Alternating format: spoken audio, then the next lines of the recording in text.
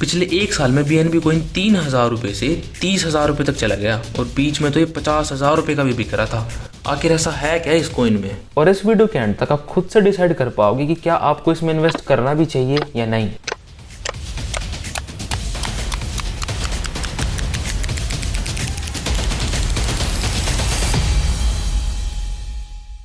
लेकिन सबसे पहले हमें इसकी हिस्ट्री के बारे में पता होना चाहिए। बाइनेंस सिस्टम दुनिया का सबसे बड़ा ट्रेडिंग प्लेटफॉर्म है जहां पर आप क्रिप्टो करेंसी बेच भी सकते हो और खरीद भी सकते हो। एक दिन बाइनेंस की टीम डिसाइड करती है कि इनके पास भी अपनी खुद की ब्लॉकचेन होनी चाहिए जो ज़्यादा फास्ट हो और डाटा भी ज़्यादा हैंडल कर सके भारी मात्रा में। तो इन्होंने बाइनेंस चेन नाम की एक ब्लॉकचेन बनाई जो सिर्फ इन्हीं के प्लेटफॉर्म के लिए थी। लेकिन कुछ टाइम बाद इन्होंने देखा कि इथेरियम काफ़ी तेज़ी से ग्रो कर रहा है और अगर ये चाहते हैं कि इनकी ब्लॉकचेन भी इथेरियम जैसे ग्रो करे तो इन्हें भी इथेरियम जैसी फंक्शनैलिटी लानी होगी अपनी ब्लॉकचेन में, जैसे कि स्मार्ट कॉन्ट्रैक्ट्स। तभी तो लोग इनकी ब्लॉकचेन को यूज़ कर पाएंगे, वरना पहले तो सिर्फ इन्हीं के प्लेटफॉर्म के लिए थी। अगर आपको नहीं पता तो स्मार्ट कॉन्ट्रैक्ट इस टाइम ब्लॉकचेन का काफ़ी इंपॉर्टेंट पार्ट है। इससे लोग डिसेंट्रलाइज ऐप्स और गेम्स बना सकते हैं और साथ ही साथ नए टोकन्स भी बना सकते हैं। आप ये समझ लो कि बस डिसेंट्रलाइज एप्लीकेशंस में जो भी कुछ होता है ना, वो ऑलमोस्ट सब कुछ स्मार्ट कॉन्ट्रैक्ट से होता है। तो फिर 2 साल बाद बाइनेंस ने एक दूसरी ब्लॉकचेन बनाई और इसका नाम इन्होंने बाइनेंस स्मार्ट चेन रखा। हाँ, बाइनेंस के पास 2 स्मार्ट चेन है। जो भी कोई पहली बार BNB बाइनेंस के सिस्टम में आता है ना, हर कोई कंफ्यूज होता है, मैं भी हुआ था।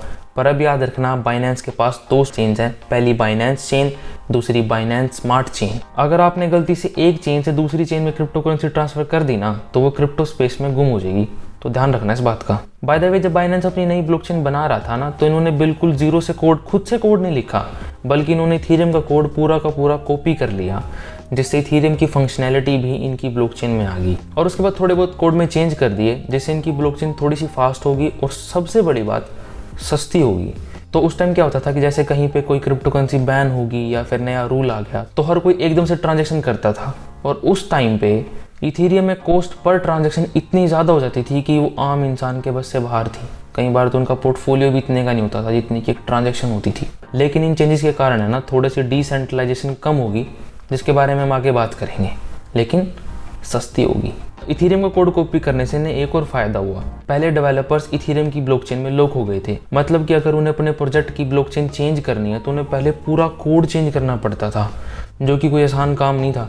लेकिन बाइनेंस स्मार्ट चेन का कोड तो इथेरियम के साथ काफ़ी मिलता जुलता है, तो थोड़े वो चेंजेस के साथ डेवलपर्स आसानी से इनकी ब्लॉकचेन में शिफ्ट कर पाए। अब बात करते हैं BNB के कंसेंसस मॉडल की, यानी कि ब्लॉकचेन चलती कैसे है और किन मेथड्स का यूज़ करती है। इस ब्लॉकचेन में डेलीगेटेड प्रूफ ऑफ मेथड का यूज़ किया गया है। अगर सिंपल भाषा में समझाऊं तो 21 लोगों के ग्रुप में जिसके पास सबसे ज़्यादा BNB होंगे, वो डिसाइड करेगा कि कौन सी ट्रांजेक्शन अप्रूव होगी और कौन सी ब्लॉक होगी। और अगर आप पार्टिसिपेट करना चाहते हो पर इतने BNB नहीं ले सकते या फिर इतना सारा पैसा एक कॉइन में नहीं डालना चाहते, तो आप फिर भी पैसे कमा सकते हो।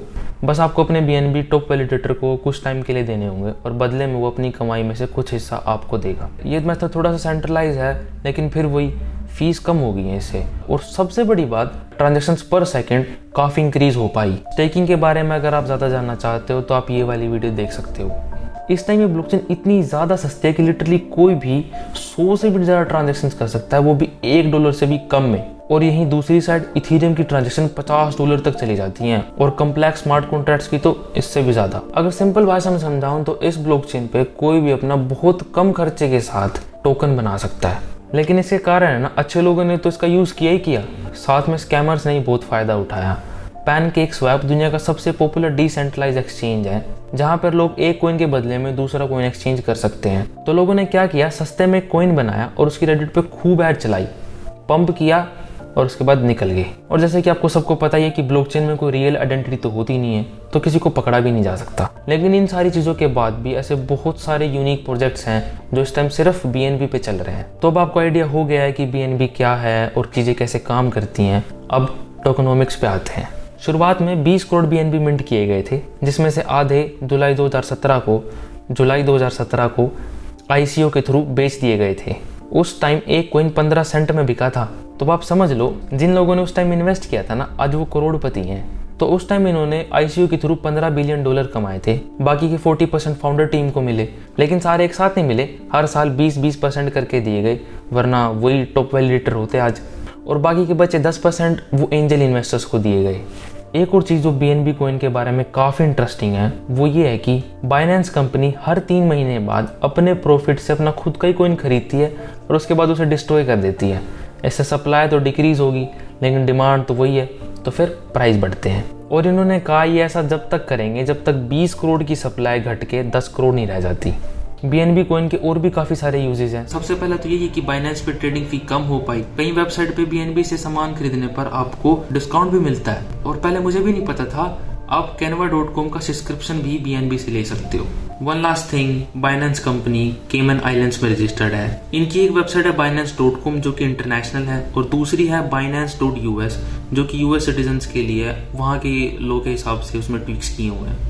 मैं उस दिन का इंतजार कर रहा हूँ जब हमें ये नहीं देखना पड़ेगा कि हमारी लोकेशन कहाँ की है। हर कोई क्रिप्टो को फेयरली यूज कर पाएगा। होपफुली यार वो दिन जल्दी आ जाए, बड़ा मजा आएगा।